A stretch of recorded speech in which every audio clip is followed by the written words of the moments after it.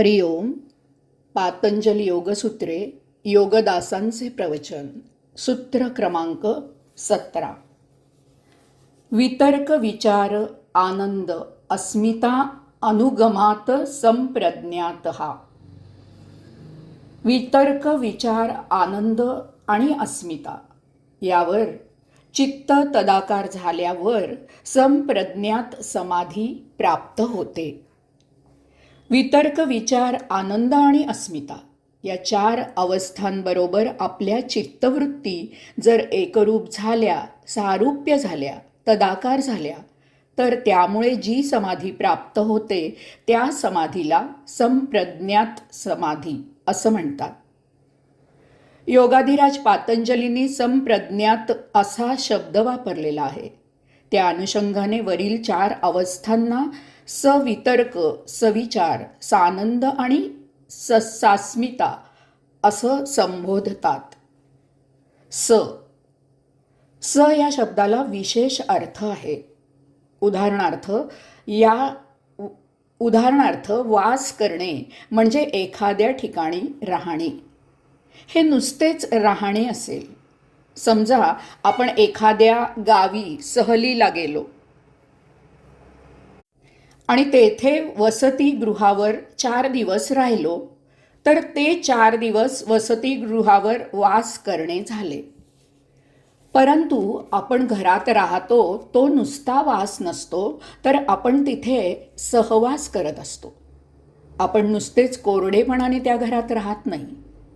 आपल्याला स्वतःबरोबरच आपल्या कुटुंबियांप्रमाणे त्या घराचाही राहण्यामध्ये सहवास मिळत असतो. आपले त्या घराशी एक वस्तू म्हणून नव्हे तर वास्तू म्हणून नाते निर्माण होते. आपण तिथे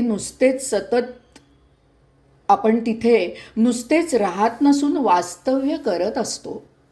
घर ही वास्तू जणू काही सजीवाप्रमाणे अस्तित्वात आहे अशा प्रकारे आपली भावना असते. त्यामुळेच वास्तू पूजनाची प्रथा आहे.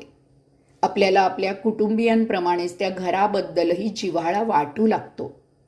वास आणि सहवास यामध्ये हा असा फरक आहे. तेव्हा या शब्दाचा हा विशेष अर्थ लक्षात ठेवून सवितर्क, सविचार, सानंद आणि सास्मिता याचे निरूपण लक्षात घ्यायचे आहे. आपले भविष्य आपल्याच हातात आहे. मागील सूत्रांमधून चित्तवृत्तीचा निरोध कसा करायचा त्याचा अभ्यास आपण केला. आता आपण चित्तवृत्तींचा निरोध साधला आहे.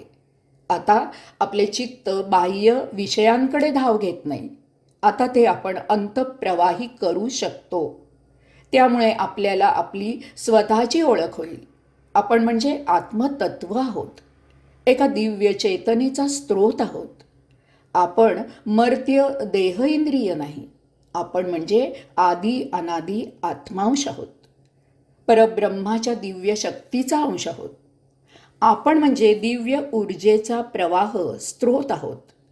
हा प्रवाह एका जन्मातून दुसऱ्या जन्मात, एका देहातून दुसऱ्या देहात वाहत असतो. भोगसंचयामुळे हा प्रवाह असा जन्मोजन्मी देहातून वाहत असतो. हा असा प्रवाह जर आपल्याला योग्य अशा देहामधून वाहत जावा असे वाटत असेल, तो क्लेशकारी जीवन प्रवाहात न वाहता आनंदमयी जीवन प्रवाहात वाहावा किंवा त्या परम आत्म्यात विलीन व्हावा असं वाटत असेल, तर तसे होणे हे केवळ आपल्याच हातात आहे. आपले भविष्य आपल्याच हातात आहे. आपली जडणघडण केवळ आपणच करू शकतो. त्यासाठी परम आत्मब्रह्माला अपेक्षित असे जीवन जगावे लागते. परम आत्मब्रह्माला अपेक्षित असे जीवन जगण्याचे म्हणजेच योग्य, चांगले, उत्तम जीवन जगण्याचे, या सृष्टीलीलेचा आस्वाद घेण्याचे 2 मार्ग आहेत. एक, जीवनाचा प्रत्येक क्षण आनंदात जावा या वैविध्याने नटलेल्या सृष्टीलीलेचा उपभोग, आस्वाद क्षणोक्षणी आनंदाने घ्यावा असे वाटणे आणि त्याप्रमाणे आचरण करून तसे जगणे म्हणजे भौतिक जीवन आत्मब्रह्माला अपेक्षित असे जगणे होय. 2. सायुज्यमुक्त जीवन जगत जीवनाचा सृष्टीलीलेचा आस्वाद घेत जगणे किंवा अशा सायुज्य मुक्तावस्थेत परमात्म्यात विलीन होण्याची प्रतीक्षा करत जीवनाचा सृष्टीलीलेचा आस्वाद घेणे म्हणजे आध्यात्मिक जीवन आत्मब्रह्माला अपेक्षित असे जगणे होय. या अशा भौतिक किंवा आध्यात्मिक दोन्हीपैकी कोणत्याही प्रकारचे जीवन जगायचे असेल तर आपल्याला आत्मभान यायला हवे. तरच आत्मब्रह्माला अपेक्षित असं जीवन आपण जगू शकू. आत्मभान येणे हे केवळ आपल्याच हातात आहे. स्वतःला ओळखणे हे आपले आपणच करू शकतो. त्यायोगे आपण आपला उद्धार करू शकतो. भौतिक किंवा आध्यात्मिक जीवन जगायला, प्रत्येक क्षण आनंदाने व्यतीत करायला, जीवन समृद्ध करायला प्रत्येकाला हे आवश्यक आहे.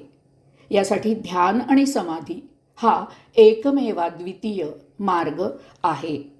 याला अन्य पर्याय नाही. या श्लोकाचे उर्वरित निरूपण पुढील भागात. हरिओम.